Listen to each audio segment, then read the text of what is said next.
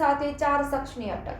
વાગડ પંથકમાંથી પોલીસે વધુ 4 બંદૂક સાથે 4 શખ્સની ધરપકડ કરી હતી. રાપરના દોડદ્રો, ભચાઉના શિકારપુર, હલરા તથા ભચાઉ નજીક સીમ વિસ્તારમાં પોલીસે કાર્યવાહી કરી હતી.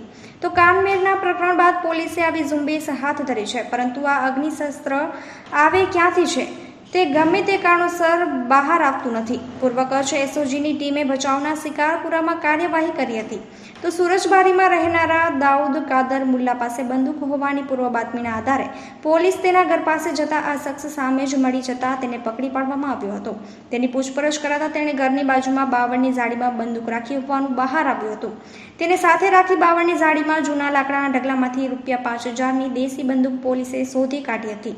તો રાપરના કોઠાવાડી ધાર રોડમાંથી પ્રકાશ મેમા કોળી નામના શખ્સને સ્થાનિક પોલીસે પકડી પાડ્યો હતો. તેના ઘર પાસે કાંટાળીવાડમાં તપાસ કરતા ₹5000ની દેશી બંદૂક મળી આવી હતી. પોલીસે બંદૂક સાથે આ શખ્સની ધરપકડ કરી હતી.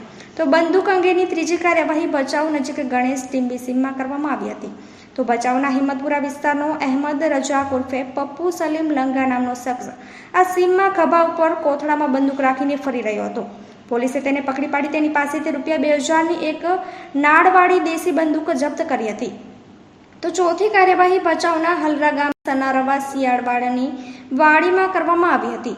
વાડીમાં રહેનાર રણજીત સુજા પાયણાને પોલીસે પકડી પાડ્યો હતો અને નડિયાવાડી ઓરડી પાછળ ખાડામાંથી ₹1500ની દેશી બંદૂક જપ્ત કરવામાં આવી હતી. તો પોલીસની આ ખાસ ઝુંબેશ દરમિયાન જુદી જુદી જગ્યાએથી 15 છરી, 8 ધોકા, 1 ડિફેન્સ સ્ટીક, 1 ધાર્યું જપ્ત કરવામાં આવ્યા હતા.